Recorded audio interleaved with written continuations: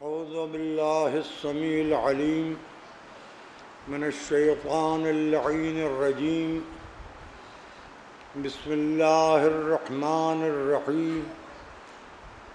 अल्हम्दुलिल्लाहिल मुनइमिल mannan ज़ाहिर फ़ी कुल्लि शैइन bill बय्यनति वल बुरहान वल बातिन लिकुल्लि शैइन बिल इहातति वस्सुल्तान वल मुतकल्लिम बिला जवारिह फ़ित तौरात वल इंजील वज़्ज़ुबुर वल फ़ुरक़ान वस्सलातु वस्सलाम अला मन उन्ज़िला अलैहिल क़ुरआन अन्नबिय्यिल उम्मिय्यिल अरबिय्यिल क़रशिय्यिल मक्किय्यिल मदनिय्यिल बतिय्यिल अत्तहिय्यिल क़हामी अद्दाफ़िअ जैशातिल अबातील वद्दामिग़ सौलातिल अज़ालील मुअलिनिल हक़ बिल हक़ अबिल क़ासिम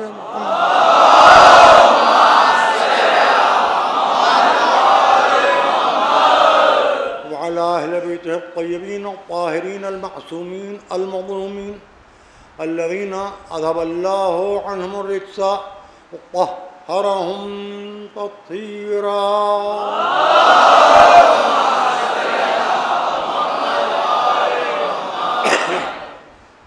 अम्मा बाद फ़क़द क़ाल रसूलुल्लाह सल्लल्लाहु अलैहि व आलिहि वसल्लम ज़िक्रु अलीय्यिन इबादह सलवात मुहम्मद।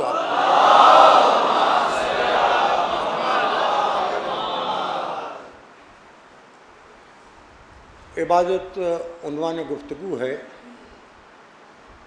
और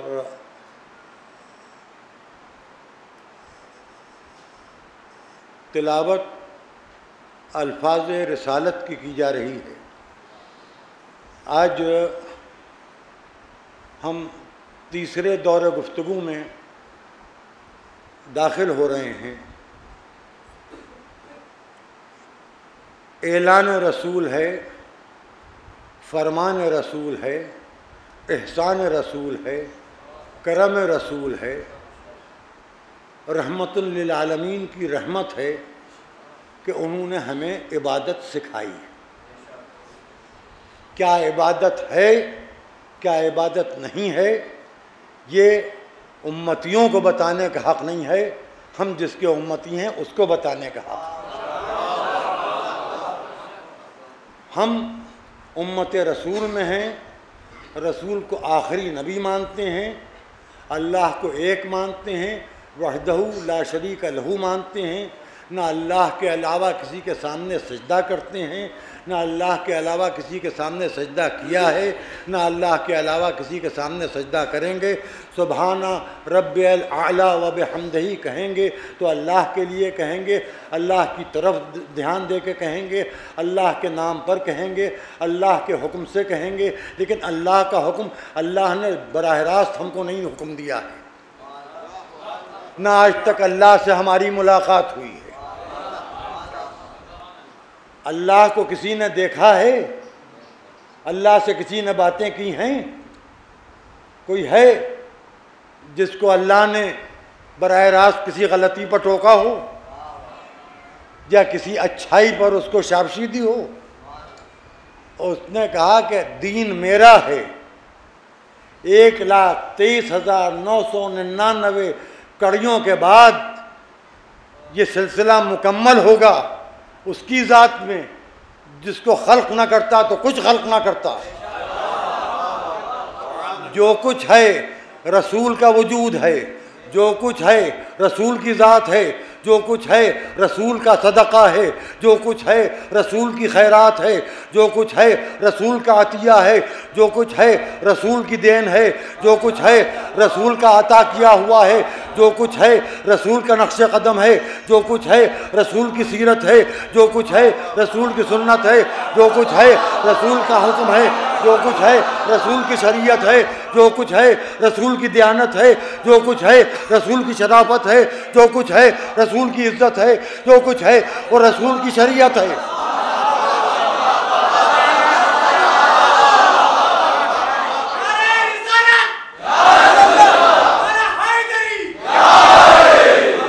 जो कुछ है सब कुछ रसूल का सदका है। और वही रसूल जो आलमीन के लिए रहमत है, उसी ने यह भी कहा है कि इख्तिलाफ उम्मती रहमा। ये रसूल के अल्फाज हैं, मेरी उम्मत का इख्तिलाफ रहमत है। रसूल तो कह रहे हैं उम्मत का इख्तिलाफ रहमत है, आप इत्तिहाद की दावत किस बात को दे रहे हैं?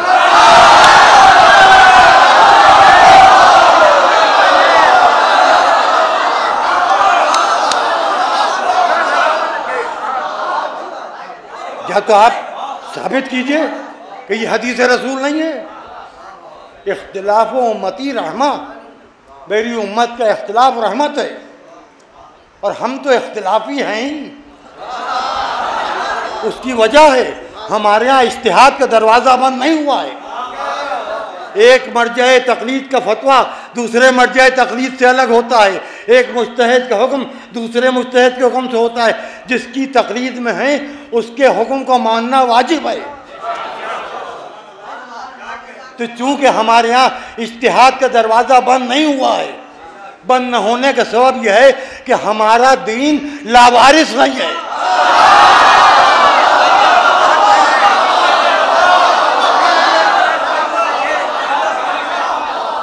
ये दीन लावारिस नहीं है। आदम को लोग इसलिए भूल गए कि आदम के बाद कोई दूसरा आदम नहीं था। नूह को लोग इसलिए भूल गए कि नूह के बाद कोई दूसरा नूह नहीं था। इब्राहीम को लोग इसलिए भूल गए कि इब्राहीम के बाद कोई दूसरा इब्राहीम नहीं था। मूसा को लोग इसलिए भूल गए कि मूसा के बाद कोई दूसरा मूसा नहीं था। ईसा को लोग इसलिए भूल गए कि ईसा के बाद कोई दूसरा ईसा नहीं था। यहाँ आया तो सैल रवान मोहम्मदियत आया, पहला भी मोहम्मद आखिरी मोहम्मद।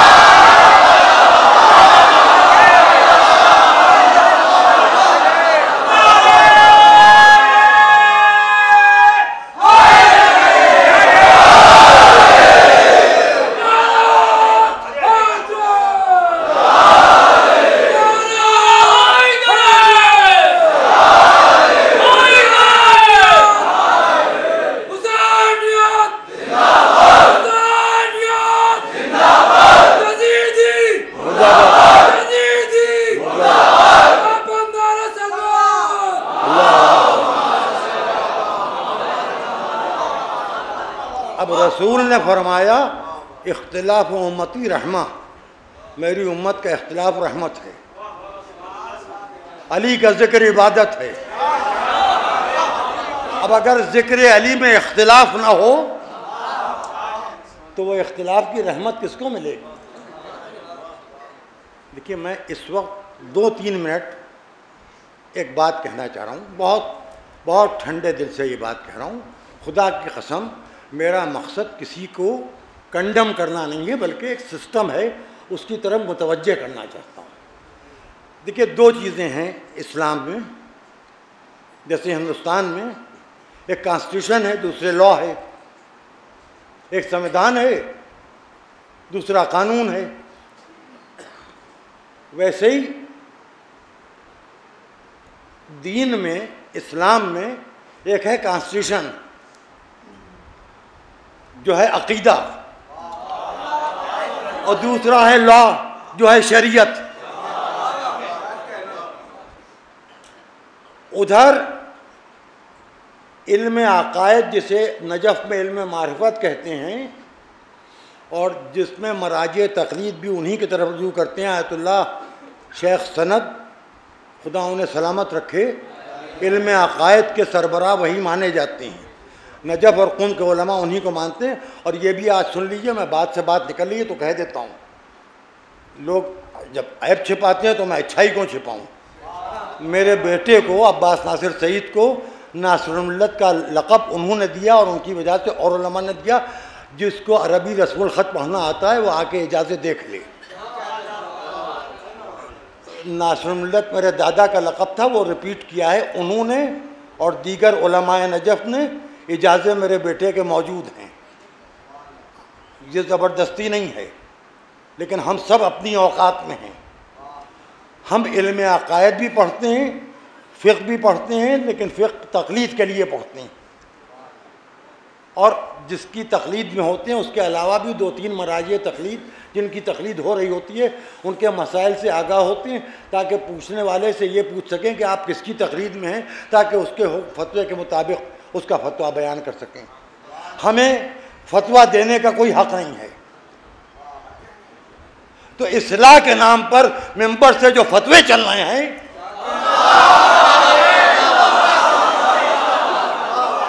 ये इल्म अक़ायद न पढ़ने की वजह से है। और मैं मदारिस दीनिया के ज़िम्मेदारों से अदब से गुजारिश करूँगा कि ठीक से पढ़ा के भेजिए कुम, ठीक से पढ़ा के भेजिए नजब।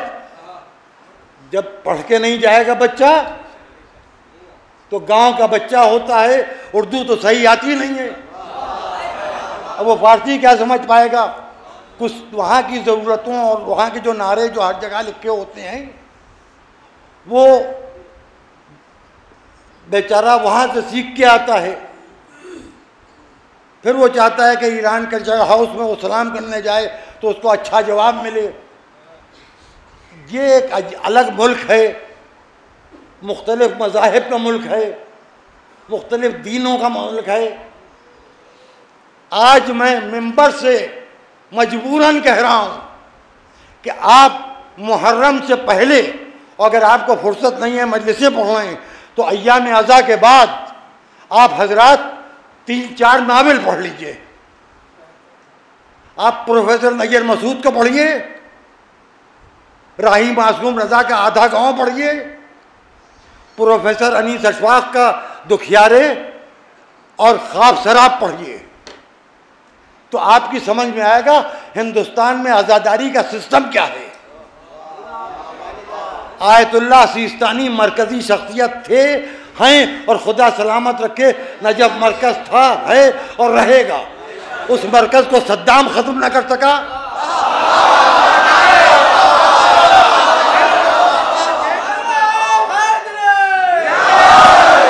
बस मुझे अपनी बात कहने दी। उस मरकज़ को सद्दाम ख़त्म न कर सका तो तूमान क्या ख़त्म करेगा। उस मरकज़ में आयतुल्लाह सिस्तानी का एक हुक्मनामा है मुस्तकिल, ज़ाकिरों के लिए, वाइज़ों के लिए, ख़तीबों के लिए, कि जहाँ मजलिस पढ़ने जाओ वहाँ जिस तरह से आज़ादारी हो रही है उसमें दखल न दो, उसी आज़ादारी को उस तरह से होने दो। मालूम नहीं कि दुनिया में किस खत्ते में किस तरह से आज़ादारी हो रही है। देखिए, हम लोग, हमारे दादा तहकीक कर चुके थे, हम लोग अक़द क़ासिम की रवायत के कायल नहीं हैं, लेकिन मेहंदी के मुखालिफ नहीं हैं। अब जब ईरान से एक तहकीक हो के आई, वही तहकीक जो 100 बरस पहले यहाँ लखनऊ में हो चुकी थी, वो जब ईरान से आई तो 2-3 मौलवियों ने मेंबरों से इतनी बदतमीज़ी की मेहंदी के सिलसिले में कि खोजा जमात ने उनको बैन करार दे दिया। भाई, एक रस्म अज़ा है, एक रवायत है, उसको आप मानते हैं नहीं मानते हैं, गलत है या सही है छोड़िए, लेकिन जब कोई चीज़ इस शहनशीन तक पहुंच गई, अब इस पर एतराज़ करना हुसैनियत नहीं है, वहाबियत है।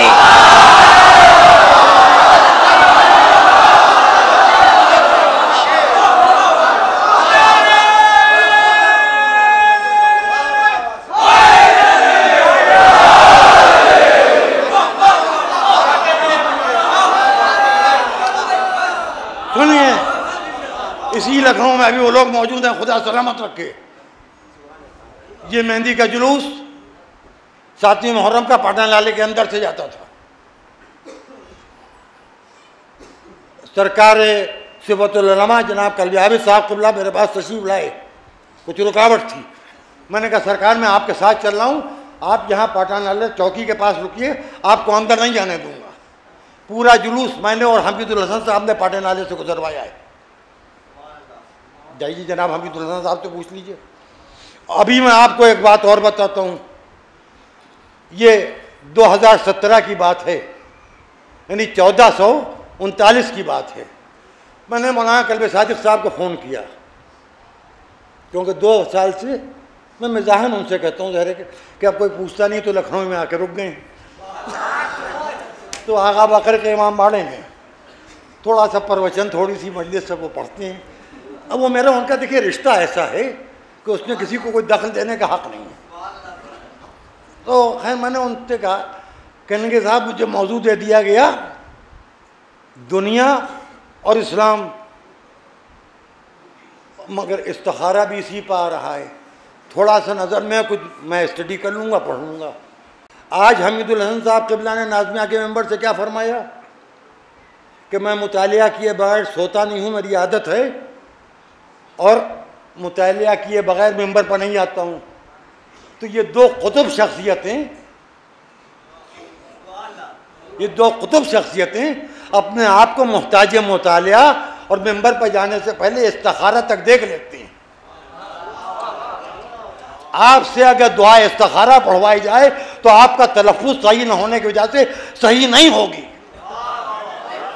अगर आप कारी ताहिर नजमी की गोद में पले होते तो हसन अब्बास नजमी की तरह चमक रहे होते।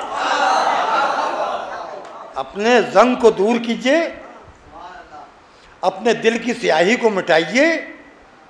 आपकी वजह से मलंगियत बढ़ रही है, आपकी वजह से अखबारियत पैदा हुई जा रही है, लोग तकलीद और मराजे के खिलाफ हुए जा रहे हैं, यहाँ संभालते संभालते परेशान हुए जा रहे हैं। मुक़स्सिर तादाद में कम है। लेकिन मैं एक बात कहता हूँ, अपने बेटों से कहता हूँ, आज आप सबसे कह देता हूँ, आप चारबाग स्टेशन पर जाके प्लेटफॉर्म नंबर 1 पर खड़े हो जाइए, 2-3 घंटे खड़े रहिए, आप ये नहीं बता पाएंगे कि यहाँ इस प्लेटफॉर्म पर कितने हिंदू हैं, कितने मुसलमान हैं, कितने शिया हैं, कितने सुन्नी हैं, कितने जैनी हैं, कितने बुद्धिस्ट हैं। लेकिन सरदार जी आपको दूर से समझ में आ जाएंगे। उसी तरह बदअकीदा कम है, लिहाजा दूर से दिखाई दे जाती है।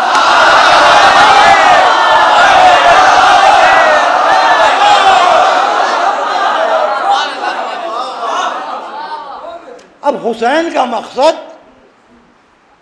भैया कहाँ बात बयान कर रहे हो तुम, ये लखनऊ शहर है,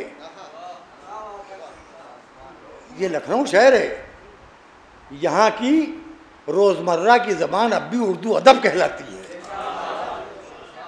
ये इल्म का मरकज़ था नहीं बल्कि है। यहाँ एक दूसरे को चुपके चुपके टेलीफोन पर बातें सुनाने वाले लोग हैं। आपसे ये गलती हो गई, मुझसे ये गलती हो गई, उनका तुमने ये गलत कर दिया, मैंने ये गलत कर दिया। अभी हम लोग हैं, यानी मैं तो खैर उसमें शामिल घुस जाता हूँ खामखा उलमा में, लेकिन ये कि पढ़े लिखे लोग मौजूद हैं। इसी लखनऊ में अबकात लिखी गई है जो अव्वल से आखिर तक तबर्रा है। इसी लखनऊ में इस्तिक़साउल इफ़हाम लिखी है मेरे दादा के दादा ने, जो सरासर तबर्रा है। इसी लखनऊ में बैठ के मेरे दादा के दादा ने इफ़हामुल आदाउल खुसूम मेरे दादा की लिखी हुई है, दादा के दादा की लिखी हुई सवारिक़ुन नुसूस है। अब मुझे कहना नहीं चाहिए था, मजबूरी कहलवा रही है। मैं ख़ानदान इज्तिहाद के सामने हाथ जोड़ के माफ़ी मांगता हूँ। बवारिक़ मुबिक़ा दर जवाज़ तबर्रा गुफ़रा माफ़ ने इसी लखनऊ में बैठ के लिखी है।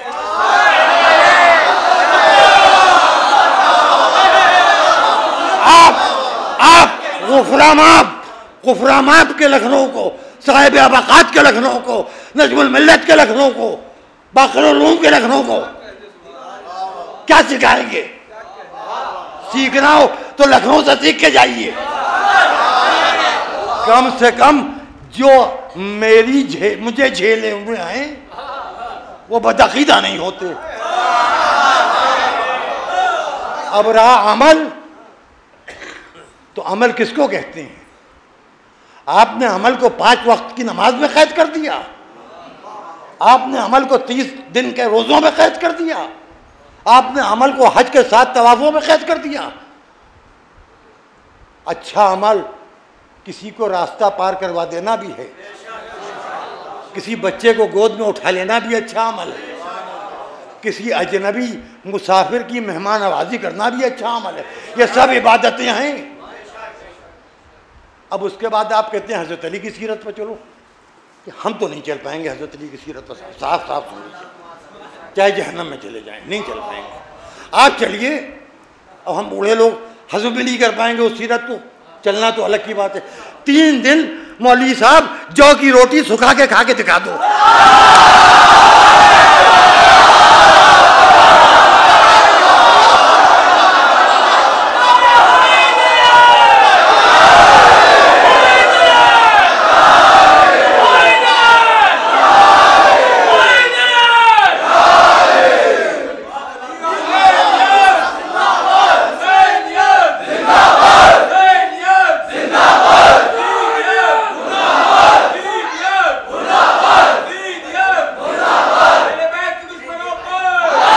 बेशुमार बेशुमार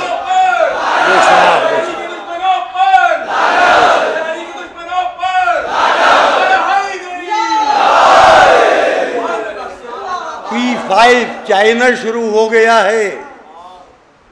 P5 चैनल लाइव टेलीकास्ट दे रहा है शिया अकीदा, अब चाहे वो गलत हो या सही हो। अकीदा ये वही है जो 1939 में हर घर के शिया को, हर खानदान के शिया को तबर्राइजेशन में जेल पहुंचा चुका है। गैर मुनक़सिम हिंदुस्तान का अकीदा है। मैं किसी के फतवे की खिलाफ वर्जी का हरगिज़ कायल नहीं हूँ। किसने किन हालात में कहाँ क्या फरमाया है ये उसका अपना मसला है। सद्दाम के सताए हुए, दाइश से घबराए हुए अब्दुल कादिर जीलानी के मानने वाले सूफी सुन्नी हजरात शिया इलाकों में पनाह लेने आए। आयतुल्लाह सिस्तानी ने कहा कि इनको दिलो जान समझो, एक मस्जिद इनको दे दो ताकि ये अपने तरीक़े से तरावीह पढ़ लें, अपने तरीक़े से नमाज पढ़ लें, अपने तरीक़े से इफ्तार करें, रोज़ा रखें, ये तुम्हारी पनाह में है। देखिए फतवे की जोग्राफियाई कैफियत पर गौर कीजिए। जो फतवा आयतुल्लाह खामेनी ने दिया है अभी बिल्कुल सही है फतवा कि कश्मीर के सिलसिले में जिहाद करो। यही फतवा आयतुल्लाह खामेनी का भी यही मौक़िफ़ था कि कश्मीर मुस्लिम मुल्क के तौर पर आज़ाद होना चाहिए, जिसकी वजह से मैं उस वक्त बहुत कम सिन था, डर के भाग लिया था और ऐसी कहती थी कि खफा हो कि उन्होंने घर से निकाल दिया था। लेकिन क्या जहाँ हिंदुस्तान में इस फतवे को आतंकवाद के अलावा और कुछ कह सकते हैं? आप यहाँ मजलिसें पढ़ने के बजाय कश्मीर जाइए, कीजिए जिहाद, जैसे मोहम्मद में जाइए, चाहे सिपाही साहबा में जाइए, चाहे वो क्या क्या है भाई तालिबान, अरे नहीं वो तो खैर बिल्कुल ही ख़तरनाक है और इनको पर भरोसा भी न कीजिए। अच्छा मुझे देखिए पाकिस्तानियों से नफरत नहीं है, पाकिस्तान की जो पॉलिसियाँ हैं भाई वो अभी हमारा ही एक जुज़ है, हमारा ही एक टुकड़ा है। हमसे अलग हो गए तो क्या हुआ? उनका रहन सहन, खाना पीना, उठना बैठना, सोना जागना, वक्त भी तकरीबन एक ही है। 40-45 मिनट, आधे घंटे के फ़र्क से वक्त नहीं बदल जाता। ज़बान भी एक ही है और उनकी पहली सरकारी ज़बान है उर्दू, यूपी की दूसरी सरकारी ज़बान है उर्दू, तो वो तो कोई फ़र्क नहीं पड़ता। बहरहाल हमारे ही लोग हैं, लेकिन हमें उनसे शिकायत यह है कि उनके मुल्क में मुल्ला उमर छिपा हुआ है।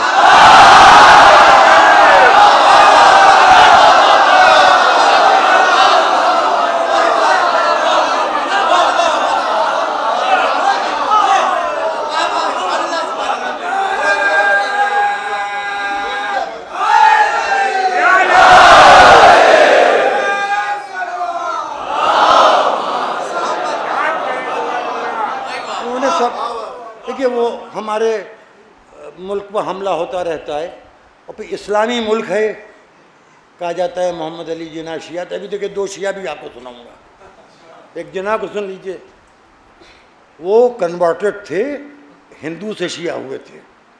जीना उनका ख़ानदानी नाम था, जीना।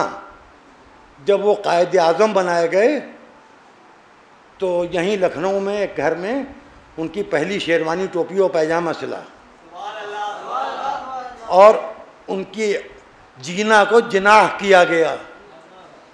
अब उसमें कहानियाँ गढ़ी गई कि उनके बाप ने मन्नत मानी थी जुलजना से, तो कितना जाहिल बाप था कि घोड़े के नाम पर बेटे का नाम रख दिया। अब्दुल ना रखते, अब्दुल ना रखते, अब्दुल रखते, तब भी समझ में आता कि जहालत में, बेवकूफ़ी में बेतुका नाम रख दिया। तो उन्होंने पाकिस्तान अलग किया, और जो अलग हुआ तो अब वो पाकिस्तान तो रह नहीं गया, शियों की कत्लगाह बन गया, हिंदुओं की कत्लगाह बन गया, सिखों की कत्लगाह बन गया, ईसाइयों की कत्लगाह बन गया। इस्लामी मुल्क उसको कहते हैं जहाँ हर जुमे को 150 लोग मर जाएं। तो बुरा ना मानिएगा, उसको देखते हुए अपने भारत में साहब क्या खराबी है। आप पूरे फुटपाथ घेरे, सबीले लगाए में, उधर उनकी नवरात्रि चल रही है हिंदुओं की। कल मुझे जो आने में देर हुई तो वजह ये थी कि कल ऐशबाग की रामलीला ग्राउंड में चीफ मिनिस्टर को पहुंचना था, मुझे यहाँ अफजल महल के आज़ा खाने में पहुंचना था। दोनों के रूट बीच में फंसा दिए गए, तो ज़रा सा देर हो गई। तो मैंने सोचा कि अब मैं पहले ही से आ जाया करूँगा। कल थोड़ा जो वक्त गुजर गया, गुज़िश्ता साल ये दशहरा पड़ गया, नवी मुहर्रम, शब आशूर, दोनों काम। एक सेंट्रल गवर्नमेंट के ऑफिसर ने मुझे फ़ोन किया, मैंने कहा भाई ये बात बस आप क्या कहना चाहते हैं मैं समझ गया, मगर एडमिनिस्ट्रेशन से कह दीजिए कि मेरे दरवाजे पर कोई ना आए। मैंने प्रोग्राम लेट करवा दिया। 9:30 बजे प्राइम मिनिस्टर को फ्लाई करना था। प्रशासन, एडमिनिस्ट्रेशन के आला अफसरान बगैर प्राइम मिनिस्टर के फ्लाई किए बगैर उस जगह से हट नहीं सकते। इन्होंने अब्बास नासिर सईद ने पढ़ी, इस साल भी वही पढ़ेंगे। अब मैं क़माज़नी नहीं कर पाता हूँ, क़माज़नी होगी शब आशूर की मजलिस, थोड़ी दूसरी मजलिस भी जो जनाब कल्बे जवाद साहब क़िबला पढ़ते हैं उसमें भी ताख़ीर हूँ, मैं उसके लिए शर्मिंदा हूँ, माज़रत हूँ। लेकिन मैंने इतनी सीक्रेसी मेंटेन की थी कि अपने बेटों को भी नहीं बताया था कि क्या किस्सा है। 11 साढ़े 11 बजे दिन को मैं इन लोगों को लेके शिफ्ट हो गया था एक होटल में, और इनकी माँ खफा हो रही थी कि आज नवी मुहर्रम में होटल में जा रहे हैं। मैं कह रहा था मोदी जी आ रहे हैं, सारे रास्ते बंद हो जाएंगे, बहुत परेशानी होगी। तो देखिए, काम सेटलमेंट के साथ, कायदे के साथ आप जितनी आसानी से यहाँ कर लेते हैं, यानी एक ही वक्त में एक ही इलाके में 6 किलोमीटर के अंदर 3 लाख शियों का मजमा है। उधर प्राइम मिनिस्टर आ रहा है, एक मजमा वो है। आपको किसी ने डिस्टर्ब किया? ये लखनऊ अच्छा है कि वो लाहौर? आप बताइए, कानपुर अच्छा है कि कराची? जहां वाकई उन माओं को सलाम जो इस यकीन के साथ अपने बच्चों को भेजती हैं कि मालूम जिंदा वापस आएँ कि ना वापस आएँ। तो आप ज़रा सा इन बातों पर ध्यान दीजिए। मैं आपको तबलीग करने से नहीं मना कर रहा हूँ। रमज़ान मुहर्रम से अलग नहीं है, मुहर्रम रमज़ान से अलग नहीं है। आपका दिमाग ईमान से अलग है, और आप एक बदअक़ीदगी की विरासत का छोटा सा कैम्प लगाए बैठे हुए, और उसकी नौइयत वही है जैसे रोज़े आशूर को ठंडे पानी की सबील लगा ले, इनकार आतश का एक बहाना होगी। आप कहते हैं तो कहना पड़ता है, आप न कहिए तो कुछ न कहना पड़े। जो कुछ यहाँ हो रहा है अज़ादारी के नाम पर, बड़े मराजे तक़लीद और उलमाए किराम, ये आपको मालूम है ख़ानदान इज्तिहाद क्यों कहलाता है? सरकार गुफ़राम आपके 6 बेटे थे, 6 बेटे जामे शरायत मुस्तहिद थे, जो न उनसे पहले किसी के हुए न आज तक किसी के हुए। ये शरफ नजफ या कौम के किसी मर्जाए तक़लीद को हासिल नहीं हुआ है। जब बाप अपने 6 बेटों के साथ घर से निकलता था तब खानदान इज्तिहाद था। इसका मतलब ये नहीं कि हर शख्स वहाँ मुज्तहिद ही पैदा होता है। बेहतरीन शायर भी गुजरे हैं, बेहतरीन मर्सिया को भी गुजरे हैं, बेहतरीन गज़लें कहने वाले भी गुजरे हैं, बेहतरीन हज़लें कहने वाले भी गुजरे हैं। बाकमाल लोग हैं, इसमें कोई शक नहीं है। लेकिन हर एक का इल्म वहाँ तक के तो नहीं है। अब मुझे को देख लीजिए, इतना बड़ा कुतुबखाना लिए बैठा हूँ अपनी जहालत समेत।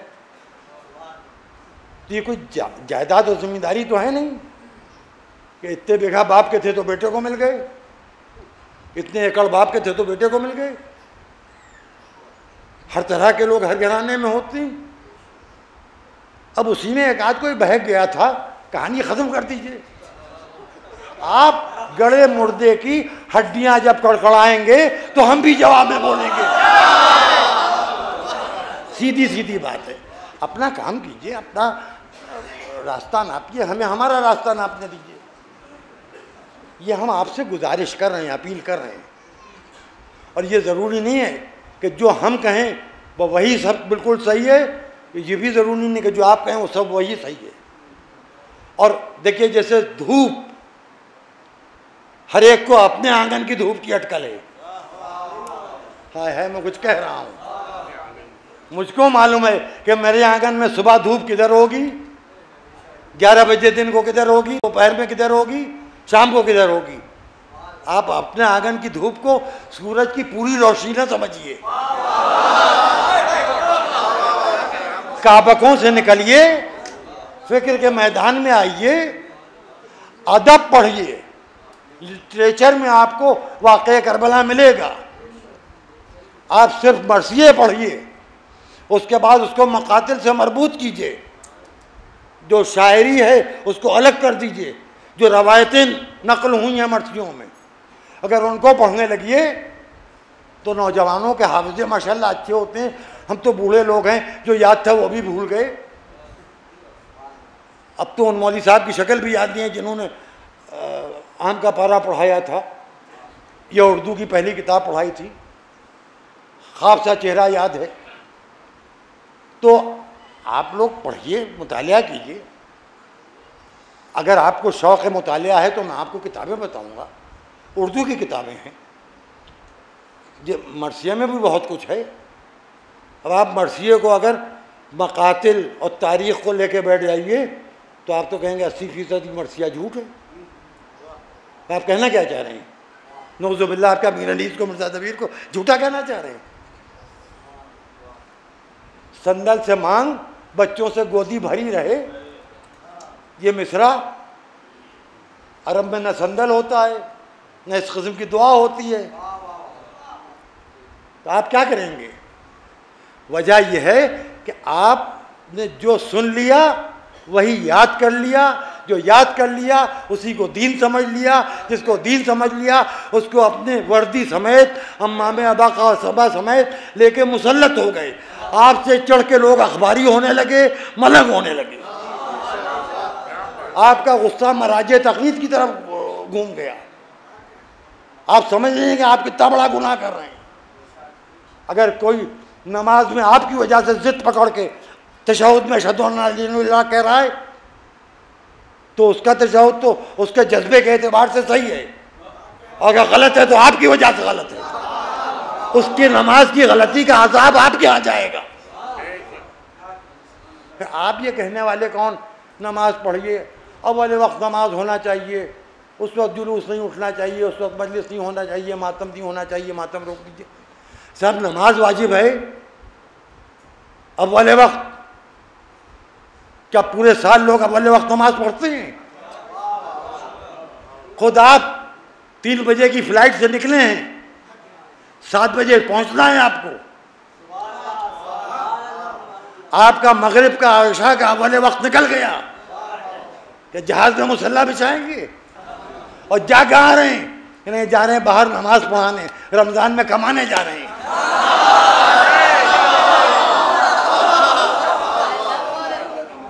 तो फजीलत का वक्त। और जो नॉन स्टॉप फ्लाइट्स हैं, शिकागो की, न्यूयॉर्क की, वाशिंगटन डीसी की, उसमें तो 18 घंटे लगते हैं। कई नमाजें क़ज़ा हो जाती हैं। क्या फरमाते हैं मुफ्तियान दीन इस्लाम बीच इस मसले के कि बुत की तस्वीर रखना हराम है। अशोक की लाट की तस्वीर करेंसी पर भी बनी है, पासपोर्ट पर भी बनी है, आधार कार्ड पर भी बनी है। अरे मैं कुछ कह गया, आपने सुना नहीं। बुद्ध की तस्वीर रखना हराम है। अशोक की लाट बुद्ध है, उसकी तस्वीर 1 रुपए, 2 रुपए, 5 रुपए, 10 रुपए, 100 रुपए, 500 रुपए, 1000, 2000 रुपए के नोट पर बनी हुई है। तो मजलिस का नजराना लेने से इनकार कर दीजिए।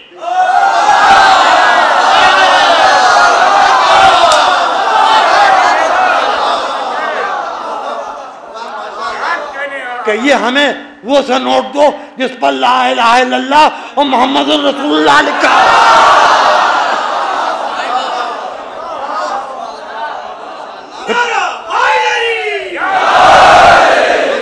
पासपोर्ट फाड़ के फेंक दीजिए कि हज की इबादत नहीं करेंगे, क्योंकि पासपोर्ट का पहला पेज जो है ऊपर ही सुनहरे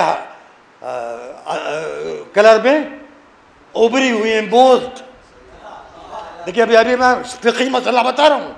एम्बोज्ड अशोक की लाट है, तजसीम हराम है इस्लाम में। सुन लीजिए, तजसीम हराम है। अब ये बताइए कि आप अपना पासपोर्ट फेंक के हज करेंगे कि बेल्ट बांध के उसमें रख के हिफाजत से हज करेंगे? सुनिए सुनिए सुनिए सुनिए सुनिए, बदअकीदा मौलवियों सुनो।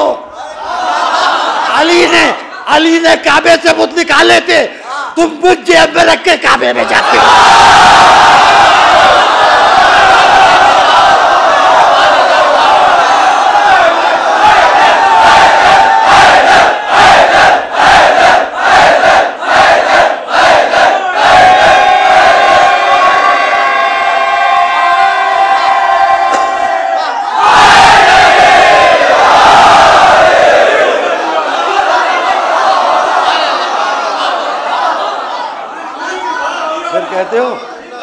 फिर कहते हो अली की सीरत पर चलो।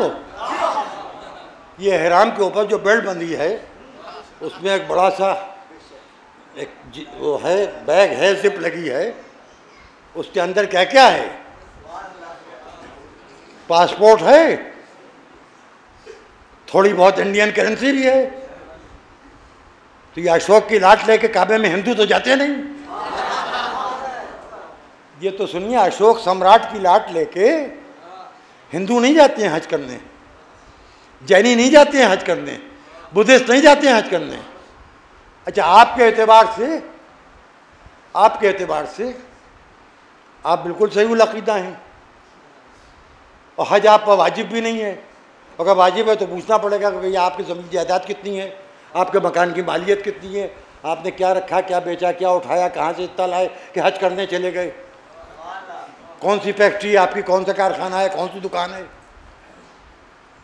कि हज वाजिब होना मालदार होने की दलील है जी। हम तो हज बदल करते हैं, मरहूमीन की तरफ से लोग भेज देते हैं। हाय क्या भोलापन है। ये तो मरहूमीन की रूह को क्यों तकलीफ पहुंचा रहे हैं? वो तो बेचारा मर चुका। आप बुद्ध की तस्वीर लिए सहने काबा में ठहरने, लब्बैक लब्बैक अल्लाहुम्मा लब्बैक ला शरीक लका लब्बैक, और जेब में शरीक है बुद्ध।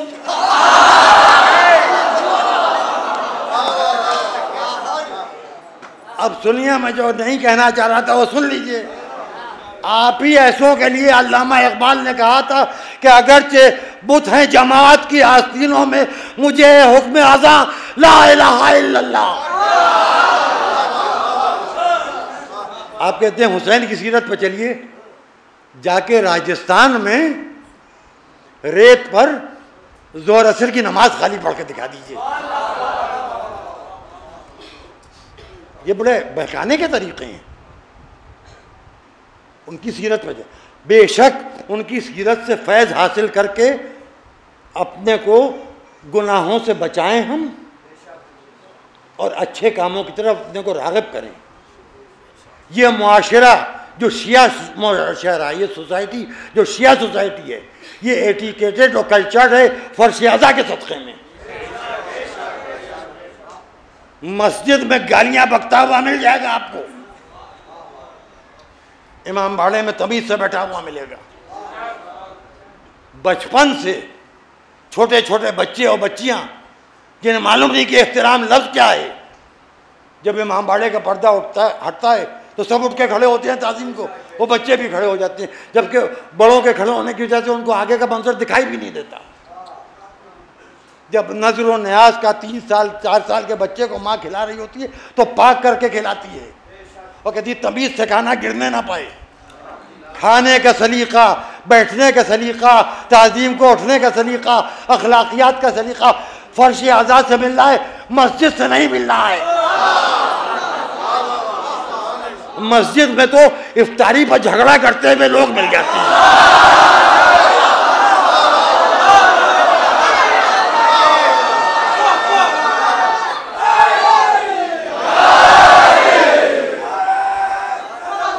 अब आइए सुनिए, इब्न शबीब से जो कुछ इमाम ने फरमाया था अज़ाए हुसैन के सिलसिले में वो याद रखें, या जो अब आप लोग फरमा रहे हैं वो याद रखें। आपके और इमाम के कौल और फेल दोनों में इख्तिलाफ है। ये अब कहना नहीं चाहिए, 50 साल हो गए, हिजरी एतबार से 52 साल हो गए हैं मुझे, ईस्वी एतबार से 50 साल में हैं। सबसे पहला शख्स हूँ हिंदुस्तान में जिसने रब्त मसाइब दिया तो सर से अम्मामा उतारा। सर से अम्मामा उतारने का कल्चर मैंने सिखाया है। हुसैन इब्न अली के हक की कसम खा के कह रहा हूं, वरना लोग सर से अम्मामा नहीं उतरता तो पहले, अब बदअकीदा को भी उतारना पड़ता है। तहजीब आज़ा में एक जुज़ मेरा भी शामिल किया हुआ है। जब अब नाम नहीं लूँगा, बहरहाल जब कुछ लोगों ने कहा कि शियों में कमा और जंजीर का मातम अगर हलाल होता, जायज़ होता तो इनके मौलवी भी कमा लगा रहे होते, तो सड़क पर कमा लगाना शुरू की। उसके बाद सईदुल मिल्लत हाल में मेंबर पर कमा लगाना शुरू की। तो हम तो अपने अकीदे का अमल भी बयान करते हैं।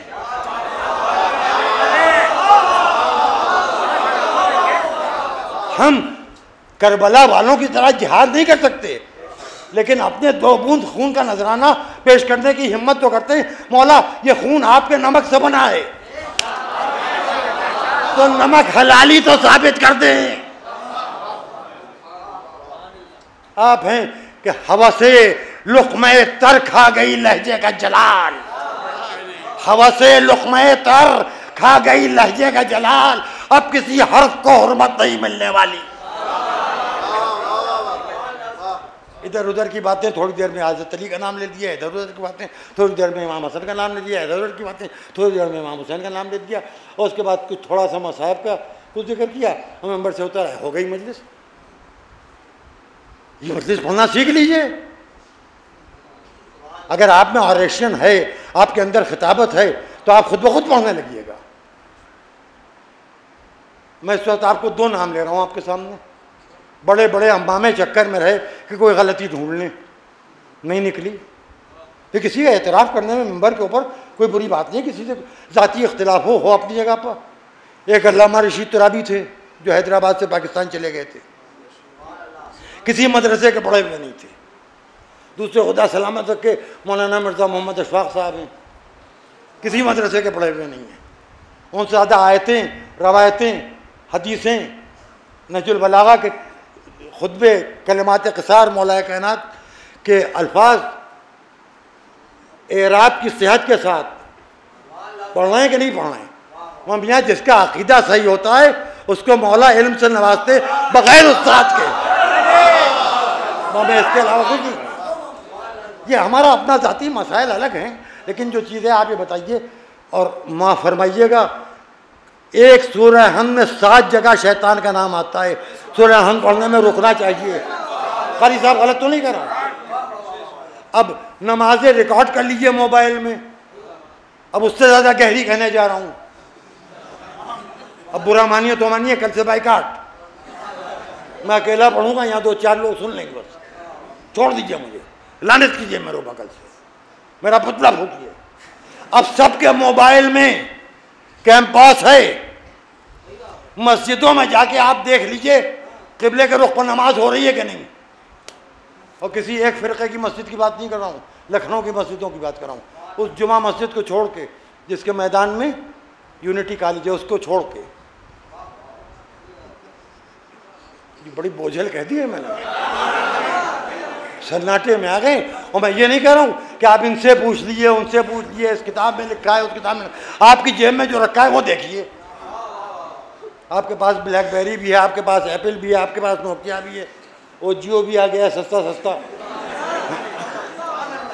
कैंपस तो सब में है। चेक कर लीजिए किधर नमाज पढ़ रहे हैं आप। नमाज नमाज नमाज नमाज। ये नमाज इसी के बहाने अपने मुल्जिम मस्जिद में पहुंचा था। नमाज ज़ोहर पढ़ने के बाद एक शख्स मस्जिद नबी से निकला और रसूल की बेटी का पहलू तोड़ दिया। नमाज जुमा के बाद उस मुसाफिर को रवाना किया गया जो इमाम हसन के लिए जहर लेके आया था।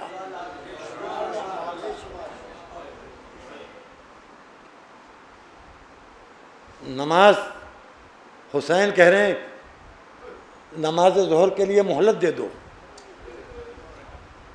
और नमाजियों ने हुसैन को मोहलत नहीं दी। फिर आप कहते हैं खुदा न खास्ता हम नमाज के मुखालिफ, वाजिबात के मुखालिफ पर लानत।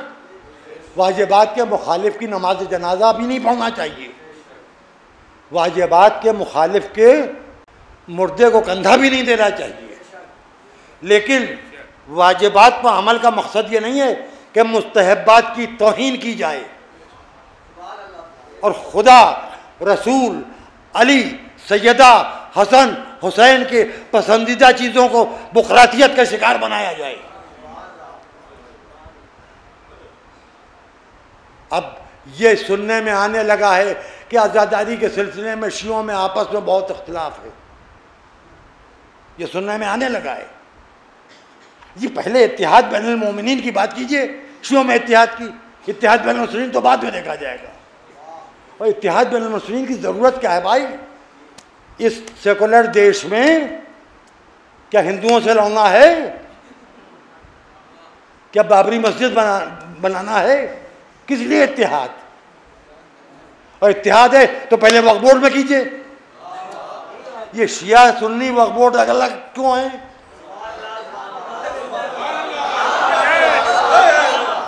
इत्तिहाद वाजिबात में कीजिए। सब एक जगह नमाज पढ़ा करें। ये अलग अलग नमाजें क्यों हो रही हैं? किसी मस्जिद का खुदा कोई है, किसी मस्जिद का खुदा कोई है, किसी मस्जिद का खुदा कोई है। सब एक जगह पर जमा हो जाइए। वाजिबात में इत्तिहाद कीजिए। रमजान में एक ही वक्त पर रोजा तोड़िए।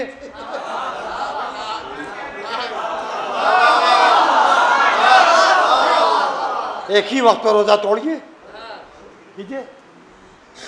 अभी एक इत्तिहाद का नमूना मैंने टीवी के ऊपर एक न्यूज़ देखी, झलक। वो जनाब कल्बे सादिक साहब क़िबला ने बकरीद की नमाज़ पढ़ाई थी। उसमें सरदार जी भी मौजूद थे, हिंदू हजरात भी मौजूद थे। ये अपने आप की, और ये शाह नजफ़ के इमाम बाड़े में हुई थी। ऐसी नमाजें मस्जिदों में मुमकिन नहीं हैं। मैंने मौलाना को फ़ोन किया, मैंने तारीफ़ की, मैंने कहा बहुत अच्छा काम किया हमने। सिख को भी बुलाया, हिंदू को भी बुलाया, जैनी को बुलाया, हर मज़हब के आदमी को बुला के समझा दिया कि हम शरीफों की तरह नमाज़ पढ़ते हैं, दिल आज़ारी वाली नमाज नहीं पढ़ते। और ये कि मुस्तहब नमाज है, कोई पढ़ा रहा है पढ़ाए, हम अपनी नीयत से पढ़ रहे हैं हाथ खोल के। मुस्तहब नमाज है।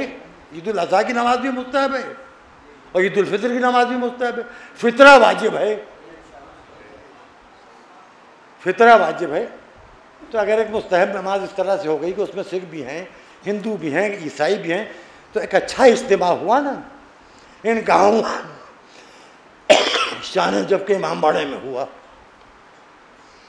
उनसे कहिए कि हुजूर ये इज्तिमा किसी मस्जिद में कर लीजिए, तो फरमाएंगे ये मुमकिन नहीं है। इमाम बाड़े के होते हुए मस्जिद की तरफ क्यों जाएं? लेकिन मुझे जो कहना था वो मैंने कह दिया।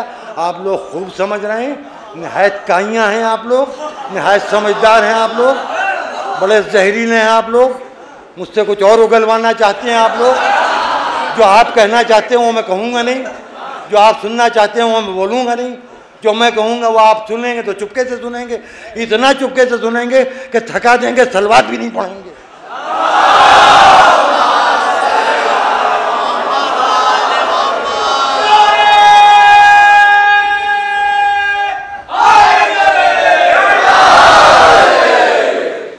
बहरहाल याद रखिए कि आमाल आशूर बग़ैर लानत के नहीं हो सकते। अगर आपने यजीद पर लानत न की, शमर पर लानत न की, आले सुफियान और आले मरवान पर लानत न की, तो आपकी आज़ादारी कबूल नहीं होगी। लानत ही तो आपको अलग करती है औरों से।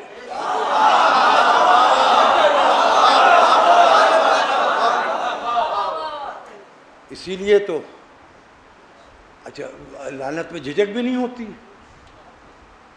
क्योंकि हुसैन को तो शियों ने कत्ल किया था ना। हुसैन के कातिल शिया थे, तो शिया शियों पर लानत कर रहे हैं, किसी से क्या मतलब। अब पुरानी बातें याद आ गई, कोई हर्ज तो है नहीं। एक जुमला कह देता हूँ, हुसैन के कातिल शिया थे, शिमर जिसने ज़िबा किया शिया था, शिमर पर लानत, शिमर के बाप पर लानत, आपसे क्या मतलब।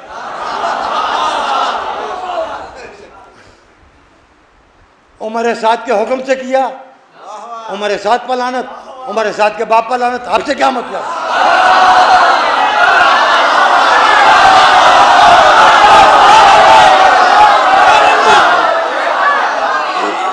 इब्न ज़ियाद शिया था, इब्न ज़ियाद शिया था, कूफे का गवर्नर, इब्न ज़ियाद पर लानत, उसके बाप पर लानत, आपसे क्या मतलब। बस जुमला सुन लिया, बात मुकम्मल हो गई। यजीद के हुक्म से सब कुछ हुआ था, यजीद शिया था, यजीद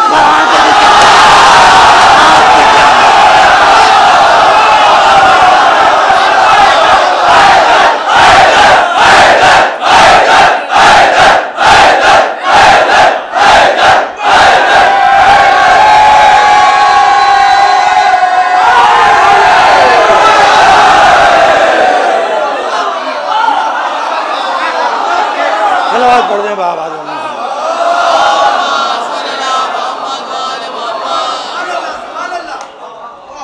अब हुए तो 7:20 हैं, लेकिन मेरी घड़ी में 7:25 होने वाले हैं, 5 मिनट आगे रखता हूँ। और वाकई वक्त पाबंद हैं। जनाब मौलाना कल्बी सादिक साहब क़िबला, उनके यहाँ 8 बजे ही 8 बज जाती हैं। तो वो अंग्रेज़ों के वक्तों के हैं, अंग्रेज़ वसीयत करके कहते हैं कि भैया वक्त पाबंद। हम गांधी जी के बाद पैदा हुए हैं आज़ाद हिंदुस्तान में, तो हम लेट ना हों तो परेशानी है। तो आगा बाकर के इमाम बाड़े तक का रास्ता यूँ तो आम हालात में पैदल कभी 15 मिनट का है यहाँ अफजल महल के से, लेकिन माशाल्लाह जो ट्रैफिक है, जो रश है, फिर गाड़ियाँ हैं। अब मैं किस किस को क्या क्या समझाऊँ। अरे नाज़िम साहब के आम बाड़े के करीब गाड़ियाँ अपनी छोड़ दिया कीजिए, वहाँ के सहन में अपने खड़े कर दिया कीजिए, शेख गालिब के आंगन में खड़े कर दिया कीजिए, उससे ज़रा सा आसानी हो जाएगी। और यह छोड़िए अपनी कुछ 10 दिन आप एक काम कीजिए आप लोग, अब तो वो मोबाइल से भी आने लगा है ना 3 व्हीलर,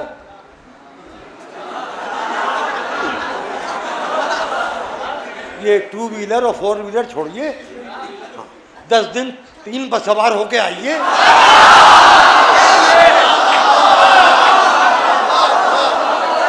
फिर फ़ोन करके बुला लीजिए, भाई ये ओला टैक्सी हो क्या क्या सब अपने मोबाइल में। मुझे तो ये सब कुछ आता जाता नहीं है, अब तो कोई मसला ही नहीं है। अब वो पार्क करना हो ये वो, खैर ये मौजू भी है किसी दिन गुफ्तगू का। तो मैं ये अर्ज़ कर रहा था कि अली का ज़िक्र इबादत है। अब ये क्या हो रहा है, ये क्या हो रहा है।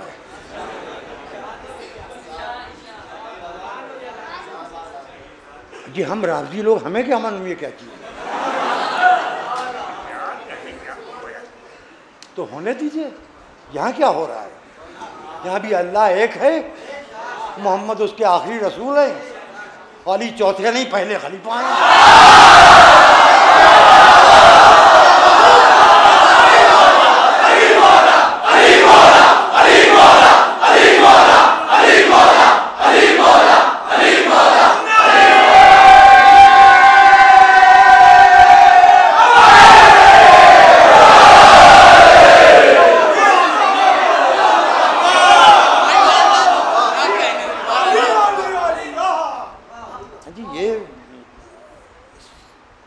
यहाँ 800 से ज़्यादा ज़बानें और बोलियाँ हैं हिंदुस्तान में,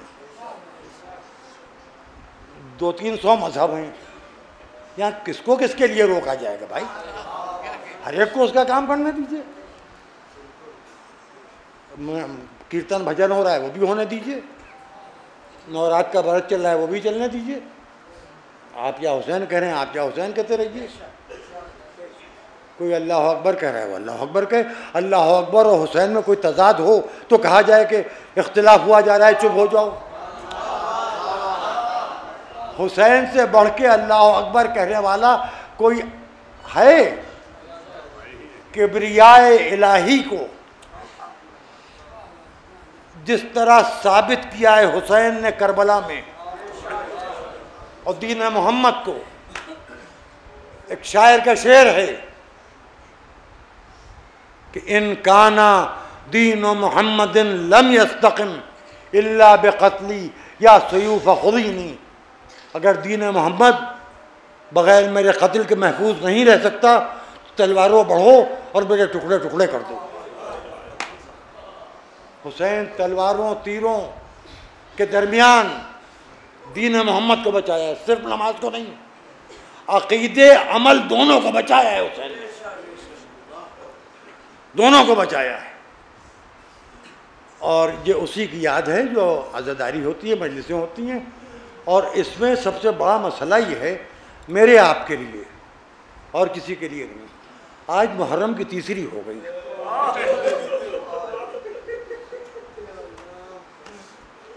आज मुहर्रम की तीसरी तारीख है और हुसैन को करबला में पहुंचे हुए एक रात गुजरी है। दूसरी मुहर्रम को हुसैन का काफिला करबला पहुंचा था। जब यह काफिला चल रहा था तो जनाब उम्मुल बनीन ने अपने चारों बेटों को बिठाया और कहा, सुनो,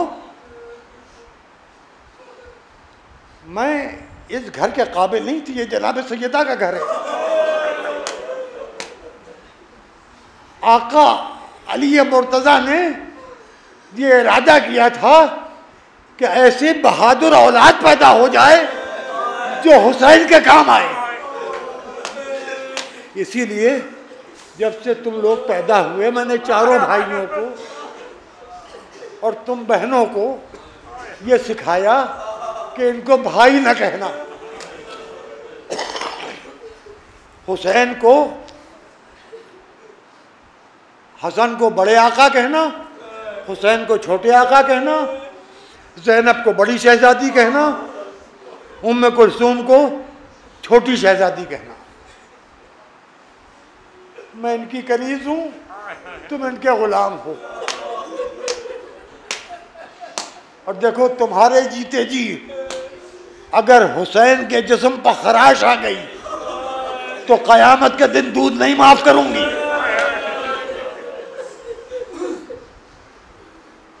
देखिए, ममता अपनी औलाद को बचाने के लिए कुछ भी कर गुजरती है, लेकिन यहां ममता करबला में कुर्बान हो रही है।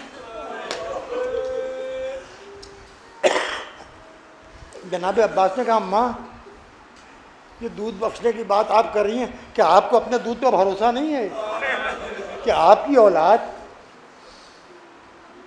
आका हुसैन को खतरे में देख के उस खतरे को आका हुसैन से दूर करने की कोशिश नहीं करेगी? आप इत्मीनान रखिए। कहा अच्छा सब जा रहे हैं, ये तुम्हारा छोटा सा बच्चा है अब्दुल्ला, ये मेरे पास सोता है, मेरे पास रहता है, अगर मुनासिब समझो तो इसको मेरे पास छोड़ दो। कि ये तो दादी के बगैर रुकता ही नहीं कहीं। कहा नहीं, मगर पहले बहू से इजाज़त ले लूँ, क्योंकि माँ का हक़ मुक़द्दम होता है। ज़ौजा अब्बास ने कहा अम्मा इसको आप अपने साथ रखिए, ये आपके गोद में रहने का, सोने का, आपके पास खेलने का, उठने बैठने का आदी है। 4 बरस का बच्चा रुक गया, काफिला चला गया, साथ के बच्चे भी चले गए। अब कुछ बच्चे बचे, तो कभी कभी बच्चा महल्ले बनी हाशिम में मस्जिद के करीब चला जाता था, मस्जिद में चला जाता। एक दिन कुछ बच्चों ने पूछा कि तुम्हारे बाबा कब वापस आएंगे? कहा मालूम नहीं। घर में आया, जनाब उम्मुल बदीन की गोद में बैठा, दादी के गले में बाहें डाली, दादी बाबा कब वापस आएंगे? कहा हाथ झटक दिए। कहा क्या कह रहे हो? दुआ करो आका हुसैन खैरियत से वापस आए। अब न कहना कि तुम्हारे बाबा कब वापस आएंगे, अब पूछना तो ये पूछना कि आका हुसैन कब वापस आएंगे। कुछ दिन के बाद उस बच्चे से फिर किसी बच्चे ने पूछ लिया कि तुम्हारे बाबा कब वापस आएंगे। दादी का सिखाया हुआ सबक याद था। कहा दुआ करो आका हुसैन खैरियत से वापस आए, मेरा बाबा उन पर कुर्बान। एक मंजर ये। अब दूसरा मंजर सुनिए, मजलिस मुकम्मल हो गई, काफिला वापस आया, चौथे इमाम बैरून मदीना रुके। अब्बास का खून भरा आलम बशीर इब्न नौमान जज़लमी को दिया।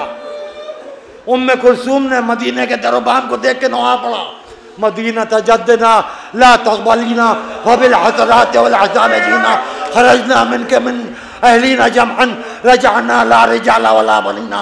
इदाना के मदीने हमारी आमद को कबूल न करना, हम आरज़ुओं और हसरतों के पायमाल जनाजे लेके आए।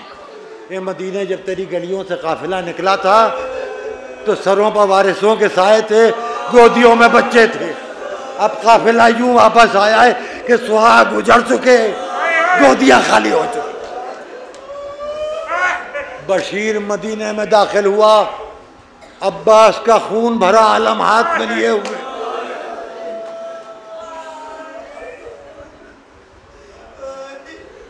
या अहले यस्रिब ला मुकाम लकुम बिहा क़ुतिल अल हुसैन व अदमुई मदरारू अल जिस्म मिन्हु बिकरबला मुवर्रजुन वर्रासु मिन्हु अलल क़नात युदारू। मदीना उजड़ गया, हुसैन मारे गए। छोटे छोटे बच्चे दौड़ते हुए आए, काफिला कहाँ है? बशीर ने कहा इमाम बैरून मदीना मुंतज़िर हैं। बच्चे गए, जाके चौथे इमाम के हाथ चूमे। कहा आका और मोहम्मद नजर नहीं आ रहे। कहा बच्चों अब तुम्हारे साथी कभी वापस नहीं आएंगे। और मोहम्मद मारे गए। बच्चों ने जाके अपनी माँ से कहा गजब हो गया, बीबी ज़ैनब वापस आई है, गोद खाली हो गई। उधर बशीर जैसे जैसे आगे बढ़ रहा है, मजमा बढ़ रहा है। अब्बास का असला लम्हे। बशीर कहता है मैंने देखा कि एक बच्चा मजमे को हटा रहा है, चेहरे पर गुस्सा है, त्योरियों पर बल है, आंखें बता रही हैं कि किसी शेर का बच्चा। खलून तरीक मुझे रास्ता दो, खलून तरीक मुझे रास्ता दो। बशीर कहता है मैंने सोचा कि मजमे में बच्चा कुचल ना जाए, दब ना जाए। मैंने आगे बढ़ के बच्चे को गोद में उठाया, माथा चूमा। कहा साहबजादे किसके बेटे हो? कहने वाले पहला सवाल हम करेंगे। कहा पूछो क्या पूछना है? कहीं आलम तुम्हारे हाथ में कैसे? कहा शहजादे जब से मैं मदीने में दाखिल हुआ हूँ किसी ने कासिम को पूछा, किसी ने ओन को पूछा, किसी ने मोहम्मद को पूछा, तुम आलम को क्यों पूछ रहे हो? क्या हमारा हक है, हमारा हक है। जब ये काफिला यहां से निकला, ये आलम हमारे बाबा के हाथ में था। क्या अब्बास के बेटे हो? क्या हाँ। बशीर दारो कताल होने लगा। क्या शहजादे आपके बाबा मारे गए? क्या बस एक सवाल और फिर जा रहा हूं, एक सवाल और फिर जा रहा हूं। क्या पूछिए? क्या ये बताओ कि पहले आका हुसैन मारे गए कि पहले मेरा बाबा मारा गया? क्या शहजादे जब तक आपके बाबा जिंदा थे किसी की मजाल न थी नजर उठा के हुसैन को देख सकता। बच्चा तड़प के बशीर की गोद से निकला, दौड़ता हुआ जाके एक बीबी से निपट गया। दादी मुझे फुर्सत दो, मेरा बाबा आका पे कुर्बान हो गया। वाह हुसैन।